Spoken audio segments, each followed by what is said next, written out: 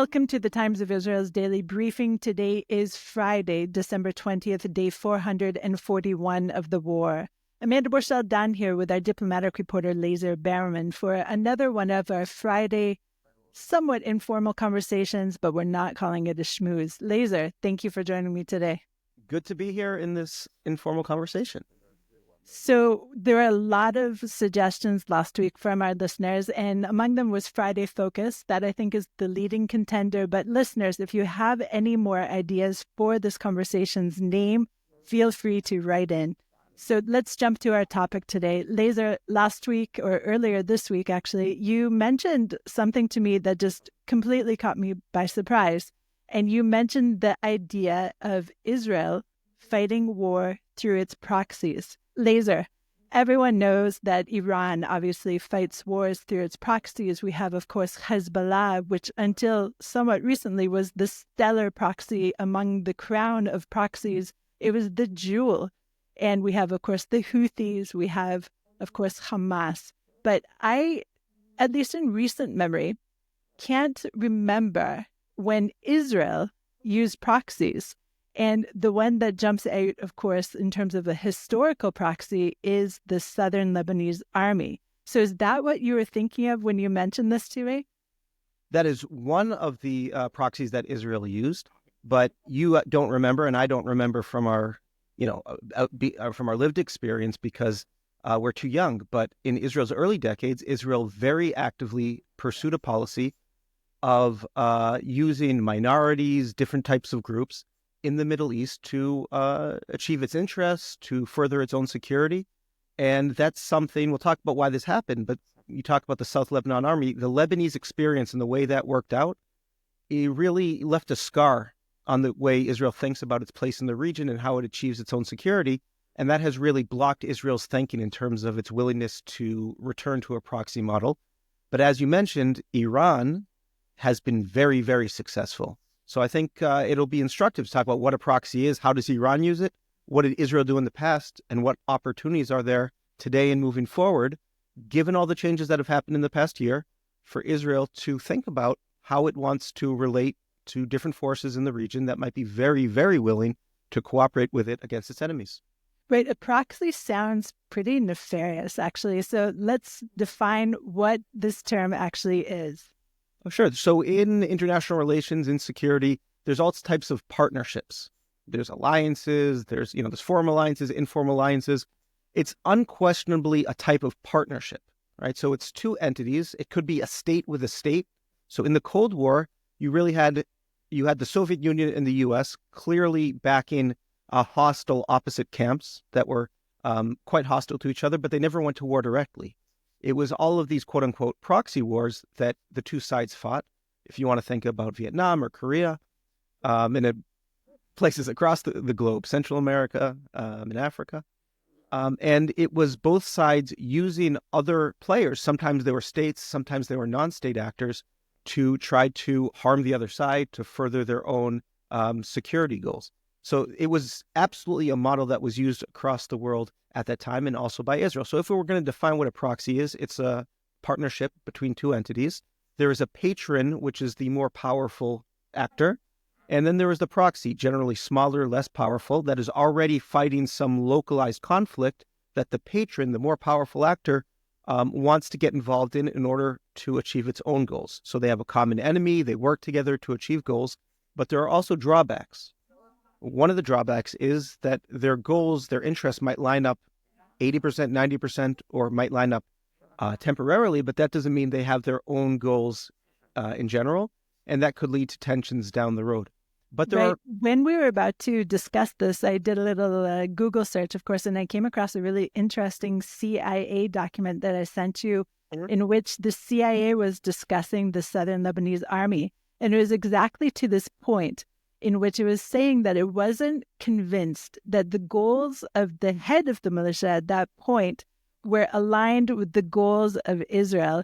And so it itself was skeptical that the use of this proxy was going to work out well. And indeed, it in fact did not. Can you tell us a little bit more about this particular proxy? Sure, I will. I just want to just make another couple points about proxies in general, and then we can talk about some specific cases. The question is, why would a country use a proxy? Why not just fight a war yourself? First of all, there's the cost. It's better to have someone else bleed for you than for you to bleed yourself. And certainly we've seen that the Iranians are very happy to have Lebanese, Syrians, Iraqis, Palestinians die and fighting Israel, which is one of Iran's goals. It's much better to have them pay that cost than Iran itself, but it certainly does come with a cost. There's also deniability. You can harm your enemy with saying it wasn't me, it was somebody else. And there's oftentimes capabilities or intelligence that these forces have on the ground because they're locals that you might not have. So if you want to talk about the most famous one, but this is certainly not the only proxy that Israel has had, is the Lebanese Christians. Now, the relationship between the Lebanese Christians and Israel go back to before the pre-state days, before 1948. Certainly a natural ally in the region. Israel has always looked around and asked, who can we cooperate with in the region? The main adversary was the Sunni Muslim majority in the region because, that's what Palestinians are, and they tended to be pan-Arabists or jihadists and have been hostile to Israel. But that has changed somewhat in recent years. So you have all sorts of, the Middle East is a very, very diverse place, and that's something that you would think would be helpful for Israel. So certainly Christians in Lebanon, and last week we talked about how they were very allied with the French, so they tend to be more Western focused, see themselves, as part of the Mediterranean and less part of the Middle East per se, and have different interests than, and are certainly very sensitive about the fact that they could be overwhelmed by, let's say, the Sunni majority in Syria, and are sensitive to that and are generally much weaker. I mean, Christians in the region have generally not have had very strong militias, so they are looking for patrons. Now, Israel, since it is actually in the region and of the region, it's not going anywhere, so it's a much more reliable ally than, let's say, the French, who could come and go, though I'm sure anyone would like to have the French as a patron as well. So those ties started before the state, 1948. Israel comes about, and there are ties across the border, but it really doesn't develop into any sort of real proxy relationship. That really starts changing in the 1970s. In 1975, Lebanon descends into a civil war. You have different factions. You have the Maronite Christians. You have the Palestinians, who are very, very hostile both to Israel and to the Christians. You have the Druze, and you have the Shiites, who were not strong players at the time, though they become so. In 1976, Syria also enters the Lebanese theater. That is, of course, one of Israel's main enemies, and that also brings Israel to pay a lot closer attention to what happens in Lebanon. The Maronites, there's Maronite villages and other Christian villages in southern Lebanon along the border. Those are the easiest one for Israel to cooperate with. There's also much bigger Christian concentrations further north, but Israel starts with something rather small, rather modest. It's not direct military support. They create these little enclaves. They send in humanitarian aid, maybe some communications equipment. They take in, let's say, wounded sometimes. They take in workers, and they create this enclave policy in the 1970s along its border. What are Israel's interests here? Is to protect its northern border from PLO, from Palestinian attacks. Of course, the Christian interest is a bit different. They want as much Israeli cooperation as possible against their Palestinian enemies, and eventually against the Syrians. Now, not surprisingly, this starts to grow. The Palestinians, the PLO, start to carry out some pretty major terrorist attacks against Israel. They fire a lot of Katyushas on cities like Kiryat Shmona, which is in the news today. And Israel has to start thinking about, okay, how do we make sure that the PLO is not on our border? One of the ways they do that, after a terrible massacre, the Coastal Road Massacre in 1978, where PLO terrorists come onto the beach on Kibbutz Magan Michael, take over a bus, and kill, I believe it was 35 civilians, including 13 children. Israel decides to embark on Operation Litani, 1978. They capture up to the Litani to push back the PLO. That doesn't succeed entirely. It was certainly a victory for Israel, but it doesn't solve the problem. And Israel finds itself becoming closer and closer with these Maronites, with the Christians, once it finds itself getting pulled deeper and deeper in. It also finds itself starting to protect the Maronites against Syrian attacks themselves. So it's no longer just Israel protecting its own borders and using the Christians. It's actually protecting the Christians much further north in Lebanon from the Syrians. So Israel finds itself being pulled further and further in. 1981, Israel decides that it really has to deal with this PLO problem. I believe it was 250 Katyusha attacks in 1981. And when Israel's ambassador to the UK is shot, Shlomo Argov is shot in 1982 by Palestinians, not from the PLO, from a separate organization, they decide we are going in Operation for Peace of the Galilee. Now, initially, that was just supposed to be to push the PLO forces back 40 kilometers beyond the Katyusha range. But that very quickly becomes, or maybe this was the plan that Ariel Sharon had initially, into an attempt to reshape Lebanon and to make sure that a very friendly, a Christian government is put into place, and that way Israel can guarantee its security. Israel retreats back to its border. In 1985, it realizes that it needs to create some kind of security zone in southern Lebanon. The initial goal is very modest. We're going to have this army called the South Lebanon Army. We're going to send, let's say, 50 advisors, and they are going to be the bulletproof vest or the shield of northern Israel. What happens, somewhat predictably, it's in the Lebanese Christians' goal to get Israel as involved as possible, and they want Israel to be in Lebanon helping defend them. Now you can see there's two separate interests. Israel wants them to defend northern Israel. They want Israel to be fighting. And that's what happens. The incompetence, sometimes the corruption of the SLA, Israel finds itself getting pulled deeper and deeper in. And within a few years, first of all, the Palestinians are no longer the problem. You have the Shiite enemy. And though there are some voices in Israel that say, I'm not sure having the SLA, I'm not sure the SLA is the solution to our new problem with the Shiites. It was our solution to the Palestinian enemy, the PLO, but I'm not sure that this concept is the right way to deal with the Shiites whose goal is to push Israel out of Lebanon. So Israel stays in Lebanon, gets deeper and deeper in Lebanon, and where the Shiites' entire goal at that stage, the early Hezbollah, is to just push Israel out of Lebanon, but Israel stays, it gets deeper and deeper, and from the SLA being the shield of Israel, Israel very quickly becomes the shield of the SLA. It really is not the initial logic. And then, as you know, over the course of the next 15 years, Israel really invests deeply in southern Lebanon. They end up putting their man, Bashir Gemayel, in power. He gets assassinated, and it becomes really something of a quagmire. Something like 20, 30 IDF troops killed every year, which, you can say, is that an acceptable price? And I think many people would say it's not. What we've seen recently, it's not that necessarily a high price for your security. But with time, this doesn't hold up. The big thing that takes this apart is 1997. There's the helicopter tragedy, Asona Masukim, and that really starts the Four Mothers movement, which gets support initially from the public and then from security officials to pull out in 2000. Yep. This is incredibly intricate history, and I just want to roll it back slightly to put it in more layman's terms for dummies like me. So it sounds like to me that with the best of intentions, or perhaps even with not nefarious, but with vested interest, Israel initially was just basically a good neighbor to our neighbors in the north, including, not exclusively, but including and perhaps specifically the Christians. And then from that first contact, our interests aligned in order to create some kind of human buffer zone for Israel's north, but that spiraled out of control. And eventually we found Israeli troops inside Lebanon, as we all know. And this is, of course, history that repeats itself. But you see this behavior of sending humanitarian aid happening all the time throughout Israel's history, including to, of course, when there was that terrible earthquake on the Syria-Turkey border, and Israel was right there offering aid as well. Do you think, it would be naive to assume that there was no kind of diplomatic / vested interest in sending that aid, but do you think that's necessarily the idea behind all of these different aid efforts?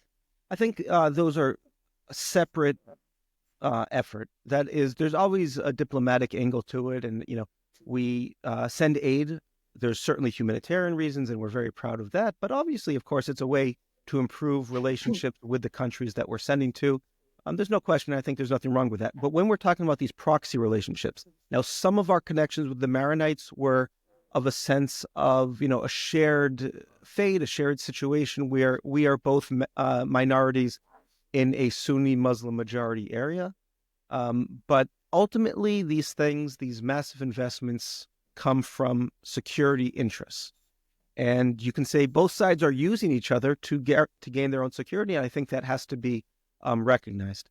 Now, just a word about Iran. Iran has an inherent advantage in the way it is in the opportunity for it to use proxies because it has Shiite communities that it has a natural, historic, and religious bond to across the region. So if we're talking about Lebanon, in Syria, the Alawites are breakoffs from Shiites, but they're kind of seen in that camp. Iraq is a majority Shiite.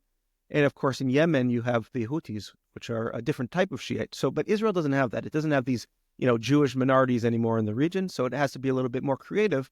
And it has to find other minority groups that are looking to Israel as maybe the example of how you can create an autonomy or your own country in the Middle East. And certainly you have to have interests that line up. One of the peoples that we're speaking of very often right now in the region is, of course, the Druze. And in Israel, there's a significant Druze population in two somewhat separate but connected communities. And across our border, there are, I think, over 1 million Druze. And do you see the Druze as a potential proxy for Israel?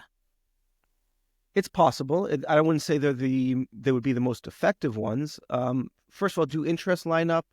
Absolutely. The Druze, first of all, don't want to be attacked by these jihadists.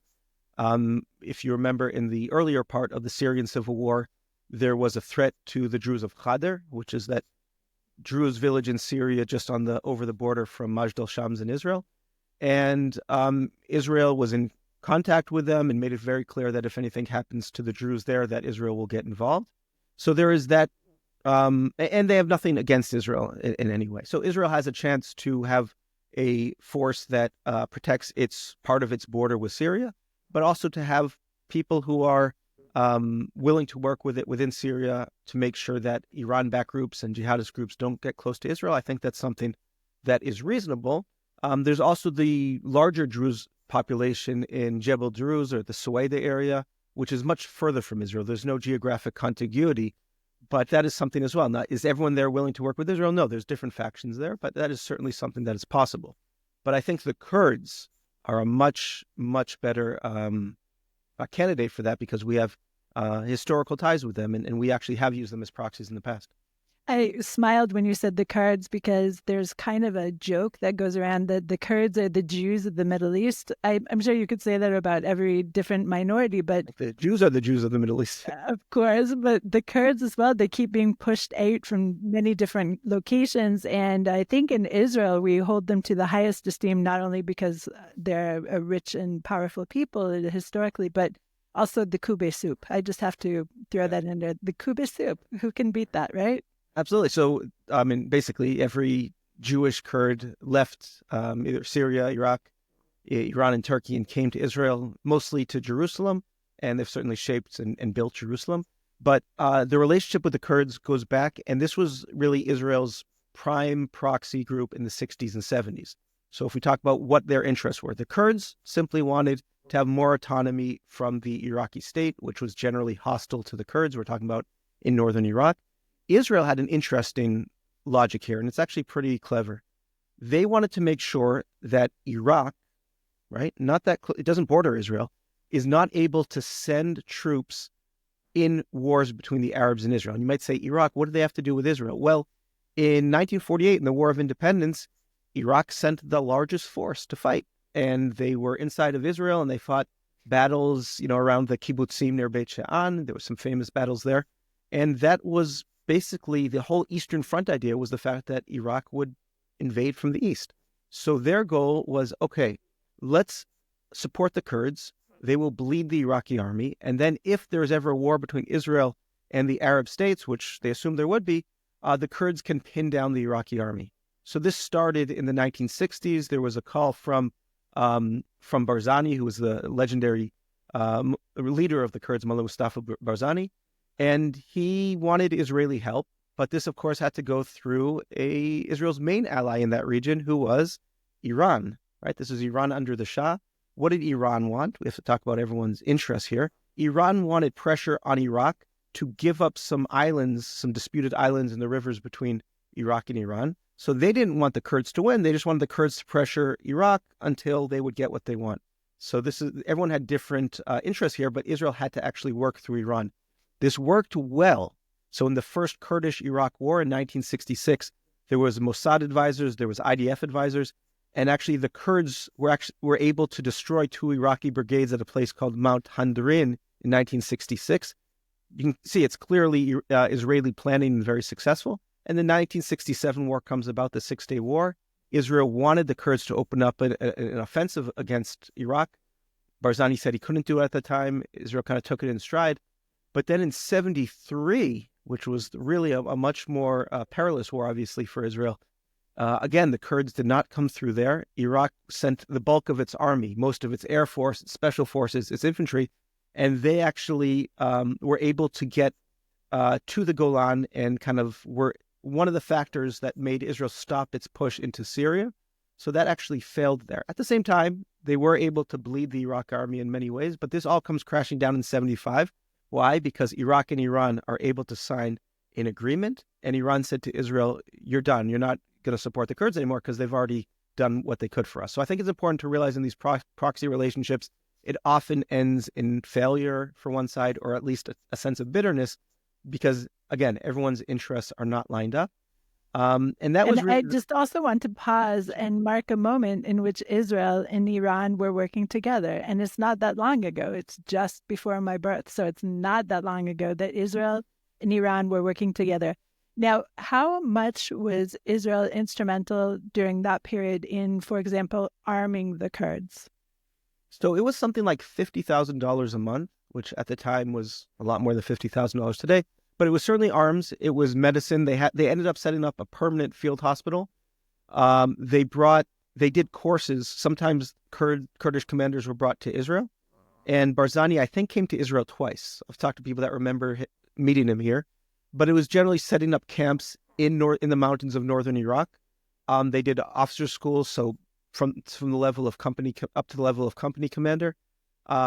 And it was a lot of anti-tank weapons, light machine guns, a lot of stuff that they captured from the Soviet-backed Egyptians or the Syrians. So it was absolutely critical to the Kurds' ability to continue the fight against Iraq.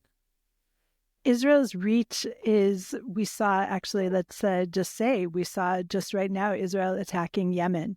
And do you think that Israel right now needs to have these proxies because our arm is so much longer with the advanced aircraft that we're using now?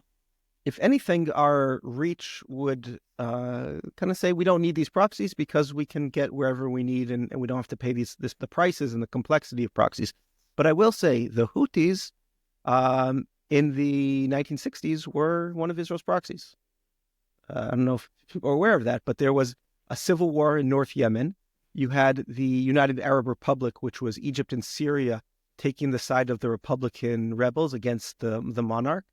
And the British, the Saudis, the Jordanians backed the king, who was allied with the Houthi tribes.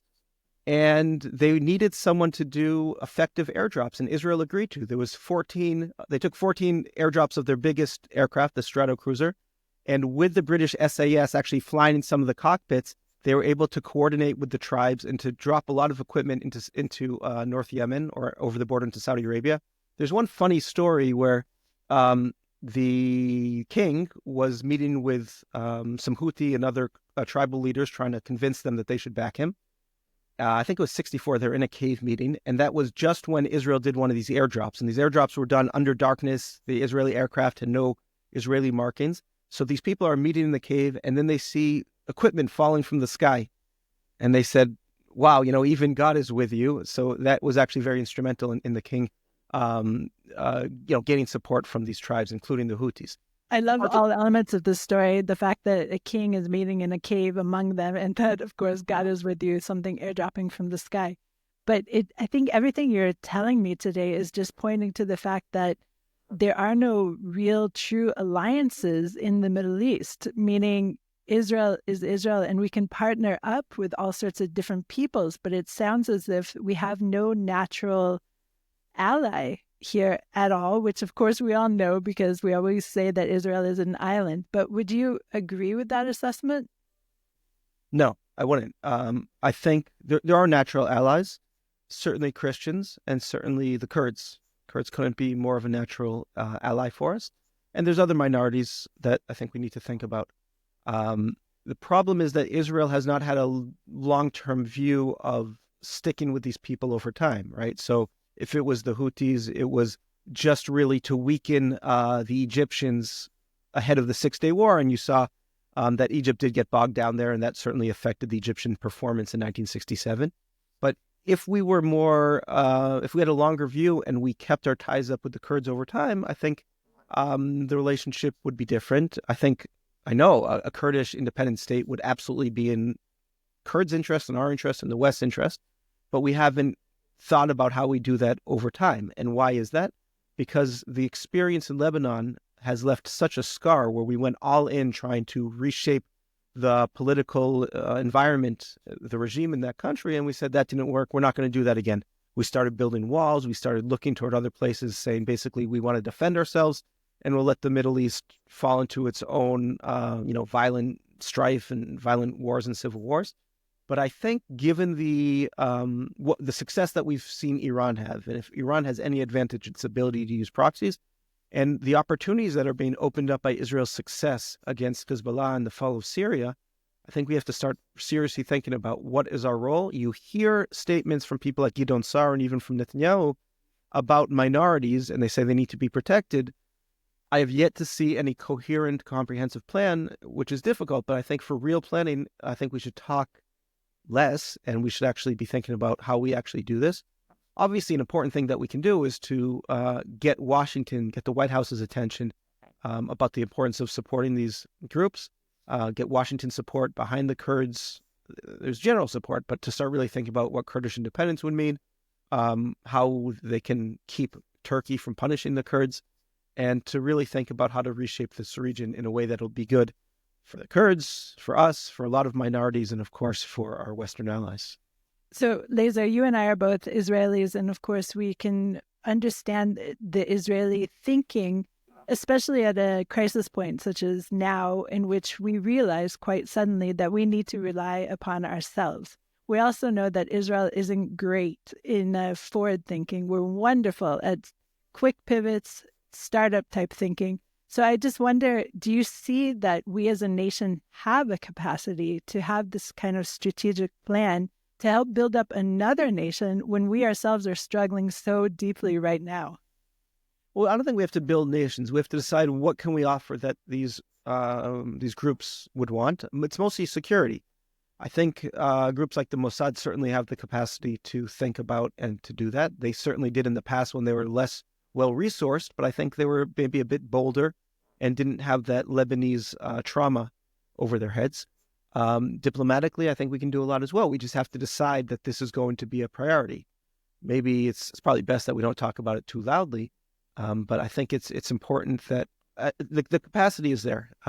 There's nothing magic about Iran's ability. Again, I said, first of all, Iran is willing to do things that we're not, but also the fact that they have these Shiites, that's just the natural. So we have to think a little bit more creatively, but I think there's no question that we have the capacity, and we've showed our ability to do that over the past year. And again, the Kurds, it's not the easy, it's not like a slam dunk relationship. There's tensions with the Kurds, the fact that we've been so close to Turkey. There's Kurdish groups which have fought with the PLO against Israel and Lebanon. But in general, the Kurds look to us in a positive way. They see us as an inspiration. They would like our support, and they would like us to not speak and to actually do more for them. One thing I'd like to just circle back to the Southern Lebanese Army.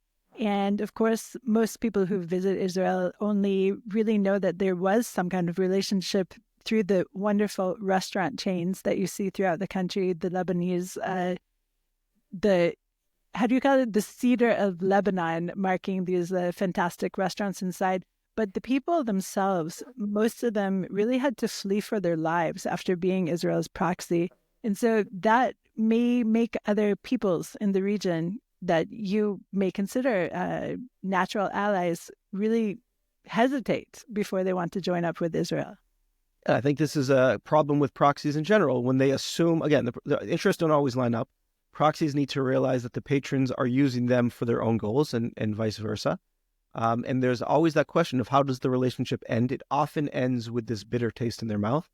Certainly the Lebanese Christians that allied with Israel feel that there was a betrayal and they had to flee. Israel would say, well, you weren't doing your job of protecting yourselves or us, and we were doing the work for you. And there's also a sense of betrayal with the Kurds. That's certainly true, and that needs to be worked through. And I think both sides would do well to realize. And that's why I keep stressing that this is an alliance of interest. There might also be sentimental reasons we have, toward the Kurds and all that. But it's important to realize this is an alliance of interest, and therefore we need to think about the end state. What is the end state? How does the relationship end? Or how does it transform into something? Those are all things that need to be thought of ahead of time. That's why you really need dedicated units or bodies to manage these proxy relationships. If it's ad hoc, like it has often been in Israel, it can work temporarily, but for the long term, it's not going to work. Lazar, thank you so much for all of this. And I just want to say to our listeners, I really enjoyed all of your comments last week, especially the suggestions for what we should call our non-schmooze on Fridays. But if you have any questions, Lazar suggested that if you have any questions that you want Lazar to answer, feel free to write in and we'll try and siphon through and cycle through some of these as well. So Lazar, again, as always, I learned so much. I'm going to listen to this a couple of times so I can take in everything that you just delivered amazingly. Thank you. Thank you, Amanda. Thank you for listening to the Times of Israel's Daily Briefing. Please check out another installment tomorrow. This episode was produced by the Podwaves. If you have any questions or comments about this or any other episode, please drop us an email to podcast@timesofisrael.com. Until tomorrow, shalom.